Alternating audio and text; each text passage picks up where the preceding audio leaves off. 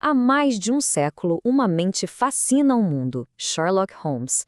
Mas sabe, por trás daquela lógica cortante e da lupa, tem um mistério que nunca foi totalmente resolvido. Qual é, de verdade, a personalidade do maior detetive da ficção? Bom, vamos mergulhar nisso. Essa é a pergunta-chave da nossa investigação de hoje. E a gente vai tratar isso como um caso mesmo, sabe? Usando as ferramentas da psicologia para desmontar a mente do Holmes. Como ele mesmo diria, o jogo começou. E como em todo bom caso, temos suspeitos. 4, para ser exato. Fãs especialistas vivem nesse debate sobre qual desses tipos de personalidade do sistema Myers-Briggs seria o dele. Cada um parece fazer sentido de um jeito, mas só um pode ser o certo. Para descobrir qual é, a gente vai precisar das ferramentas adequadas. Para resolver esse mistério, não dá para ficar só no superficial. A gente precisa abrir a caixa de ferramentas da mente do Holmes, que são as chamadas funções cognitivas. É aqui que a análise de verdade começa. A primeira ferramenta é o pensamento introvertido, ou TIM. Pensa nisso como o processador central do Sherlock. É o que move ele a desmontar cada ideia, cada argumento, em busca da mais pura verdade lógica. É uma busca incansável por precisão, por consistência interna. Depois, vem a sensação extrovertida, a C. Essa aqui é a super lente de aumento dele. É o que faz ele enxergar cada fio de tecido, cada arranhão na bota de um suspeito, cada grão de terra. É a função que está ligada na realidade concreta, no aqui e agora. Pura ação e observação. Agora a gente chega na intuição introvertida, a Ni. Essa é a fonte daqueles estalos, sabe? Aqueles pulos lógicos que deixam o Watson de queixo caído. A Ni não fica viajando em 1000 possibilidades. Pelo contrário, ela pega um monte de dados que não parecem ter nada a ver e, pá, conecta tudo numa única conclusão provável. É a função da visão de raio-x. E por último, o sentimento extrovertido, ou FE. Essa função é sobre harmonia social, entender as emoções do grupo, as regras de etiqueta e, como a gente bem sabe, para o Holmes, essa é quase sempre a grande fraqueza dele, o que, por si só, já é uma pista importantíssima. O mais importante é entender que essas funções não são usadas de qualquer jeito. Elas funcionam numa hierarquia, uma pilha. Descobrir a ordem certa dessa pilha, qual é a função herói, a mais forte, e qual é a fraqueza, a mais vulnerável, é o segredo para decifrar o tipo de qualquer pessoa, incluindo o nosso detetive.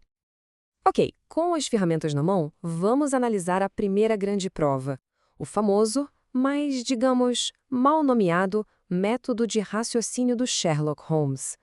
O Holmes vive dizendo que usa dedução, mas a verdade é que, na maioria das vezes, não é bem isso. A dedução pura chega a uma certeza absoluta. O que ele faz é o que a gente chama de raciocínio abdutivo. Ele olha para os fatos e busca a explicação mais provável.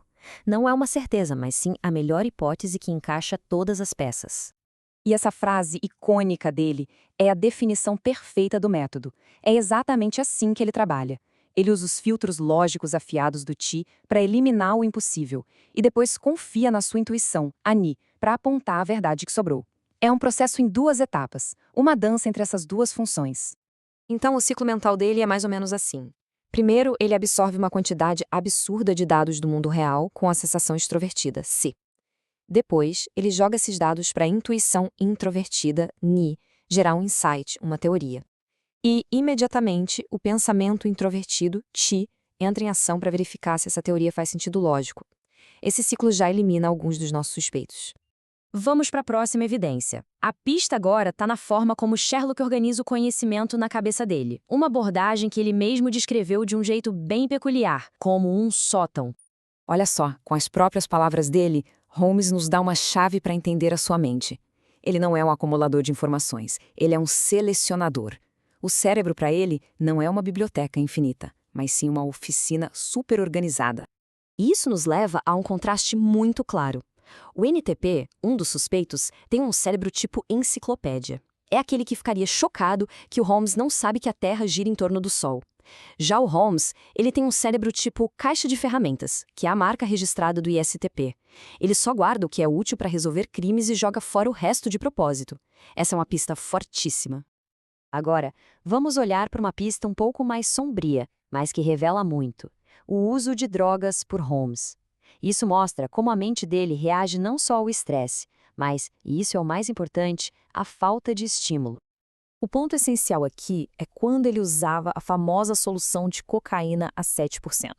Não era no meio de um caso, mas sim nos momentos de tédio absoluto, quando não tinha nenhum problema para resolver. A falta de estímulo externo era insuportável para ele. Esse comportamento não é sobre falta de ideias, é sobre falta de ação.